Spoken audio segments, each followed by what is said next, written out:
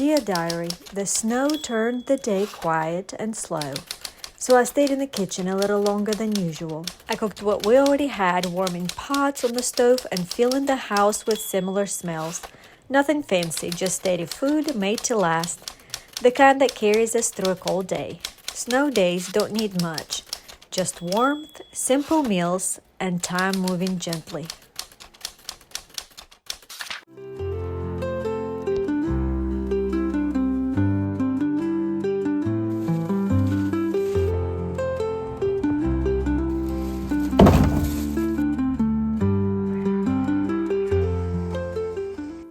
We woke up to winter wonderland. It's not the fluffy, pretty kind of snow. It's more of a wet, icy kind of snow, but kids don't care. They'll take it. So right now I'm making biscuits and gravy and eggs. And I'm making double just in case we're supposed to get ice later in the day. In case the power goes out, we'll have breakfast for tomorrow. Today we'll be making our own self-rising flour, and for 4 cups of regular flour, we're going to be adding 6 teaspoons of baking powder. I always keep a few sticks of butter in my freezer, and I believe the secret to perfect biscuit is using grated cold butter. And the reason behind it is that butter stays in tiny cold pieces that melt in the oven, and it creates flaky layers while mixing evenly without warming the dough.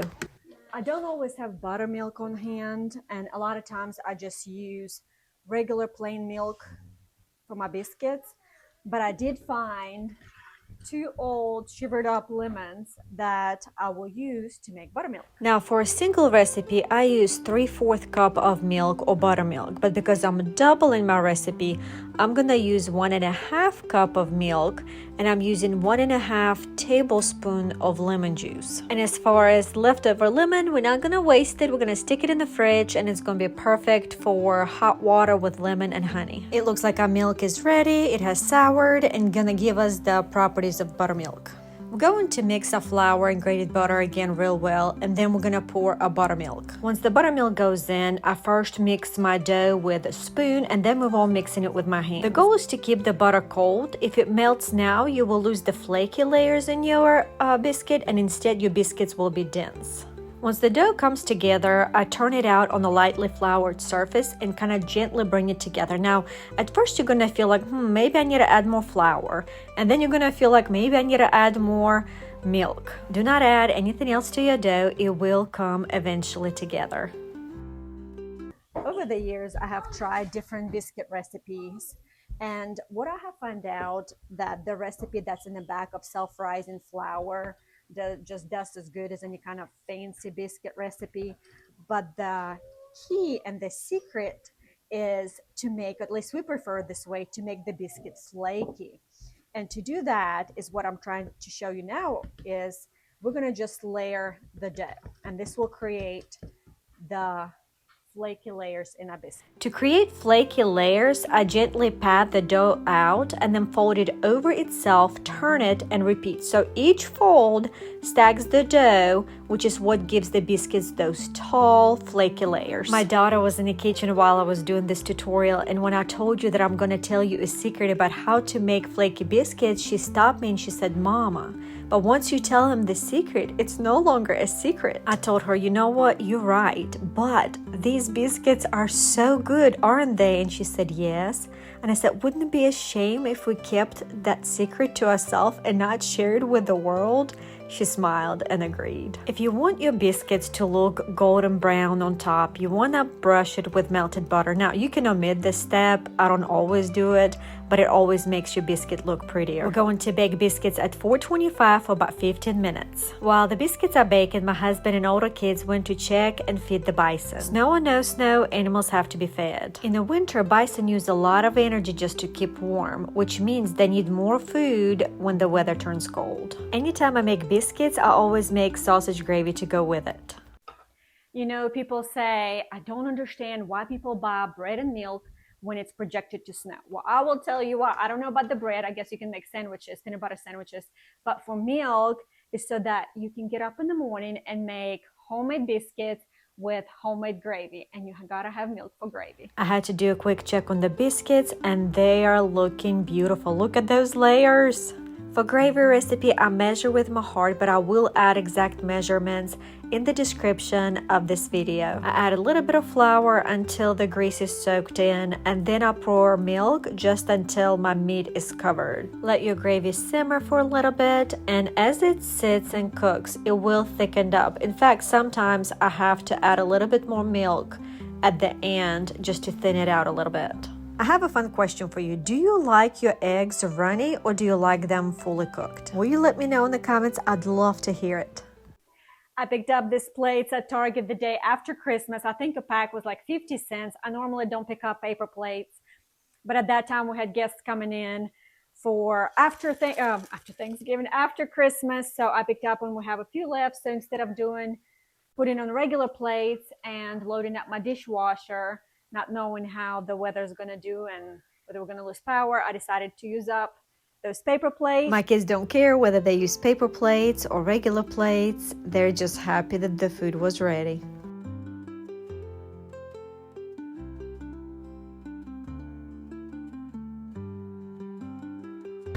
And help them to get out hurt on the pool water. Lost tonight, love you, amen. Amen. While the kids couldn't wait to go outside and play, I wanted to go ahead and start prepping for dinner. A few weeks back, we had turkey breast for dinner, so we had leftover meat and bones, so I froze them and decided today would be a good day to use them up and make broth from them. I like adding whatever vegetables we have in the fridge, and today I added onions, carrots, and celery. I set my broth to cook on low and then decided to go outside, check on all the animals, and make my way to kids. Our chickens were not impressed by snow and did not want to go outside. And somehow I could not blame them because I would have rather stayed inside too.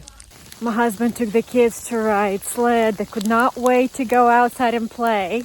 And I wanted to clean up the kitchen. And I'm going now to join them. I feel like I'm out of breath. It is cold outside. The snow is like icy snow. My fingers are freezing. And I've got a little while to walk to get to them, because I wanted to go on the big open field so they can ride the sled. And this snow is not too easy to walk through.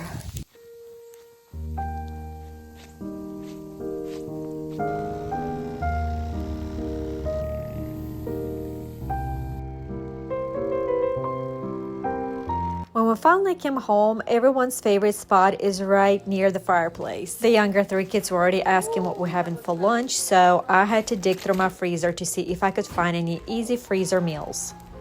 Raviolis are done. They're floating on top now for a few minutes. I'm going to add about 1 tablespoon of butter to my bowl.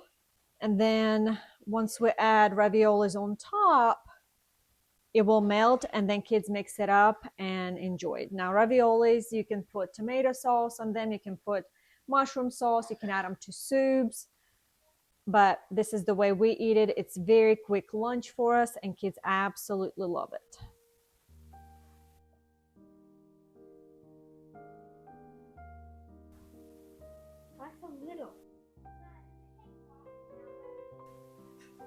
All right, who's next? Yell for seconds. What are you here for? Seconds. All right. Mama house. Oops. I'll take Oops. that. Okay. I'm She making got a mess. more. Since the rest of us did not want to have lunch quite yet, I knew we will all be ready to have early dinner, so I wanted to go ahead and start working on my soup. We all love eating vegetable soup, especially when it's so cold like today outside. I start off with adding about 6 to 8 cups of broth, and in my case I had turkey broth. I decided to add more water to the crock pot with my chicken broth and cook it for a few more hours to get more broth out of it. Then I go on to add 1 can of tomato sauce, and I like fire roasted tomatoes. And after that, I add 1 can of diced tomatoes. Again, fire roasted is something that I really, really like. And then I didn't have frozen vegetables on hand, so I ended up adding 1 can of mixed vegetables that I already had in the pantry, and 1 packet of beefy onion Lipton soup. We like a lot of meat in our soup, so I added probably 1.5 pounds of cooked ground beef to the soup.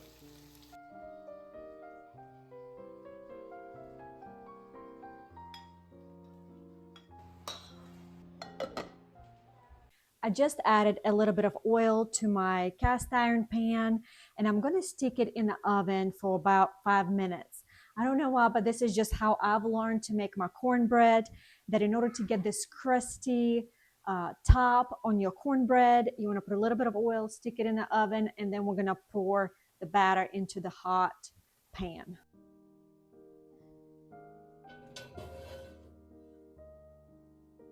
Since it was snowing outside, cozy inside, it sounded like a perfect day to try a new recipe. The recipe called for 2 cups of all-purpose flour and 2 cups of cornmeal.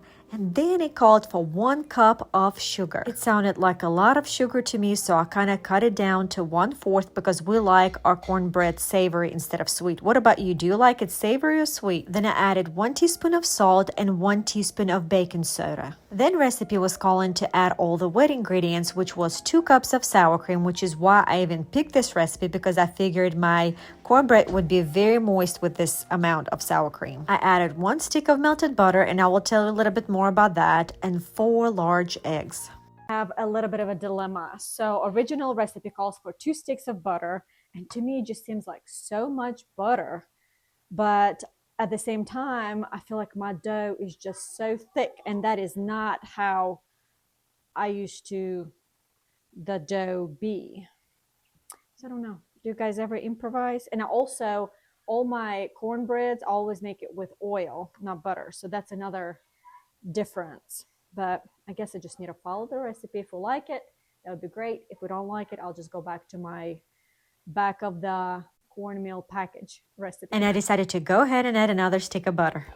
I know I'll be wishing that I should have just stuck with my regular recipe that I know always turns out, instead of trying something new. But I also love trying new recipes. Sometimes they turn out great and it becomes our regular, and sometimes they just flop. I got my hot oily pan out and started to add the batter. Again, my batter usually looks very thin, and this one was like, I felt like I was cooking a cake. And as I was adding all this batter into my pan, all I could think of, this is going to be one big cornbread. Pretty sure we could have invited another family of 6 over and fed them soup and cornbread and still had cornbread left over. I had to sneak a little bite before serving it to my family, and you know what? Honestly, it was not bad at all. It was moist, it was savory because I didn't add all that sugar, and it was actually really delicious. And the outside or the bottom where the pan was hot and oily was nice and crispy, just the way we like it.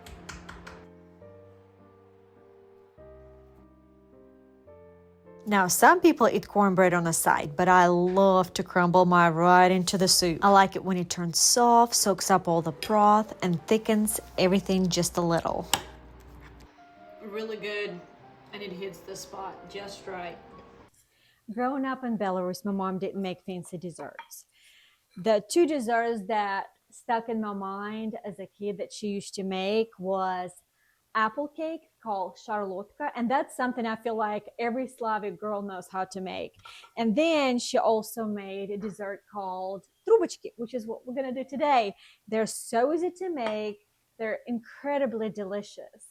And I think it's a perfect day, snowy day, to make them here. We're going to start out by whipping 5 large eggs, room temperature, with 3/4 cups of sugar. And we're going to keep on mixing until your mixture turns light pale color. In the meantime, we're going to melt 1 cup of butter, and we want it to be slightly cooled. While the mixer is going, we're going to gently pour our melted butter and also add 2 teaspoons of vanilla extract. Next, we're going to add 1 1/3 cup of all-purpose flour, and I like to sift my ahead of time, and then we're going to add 1/8 teaspoon of salt, or really you can just add a pinch of salt.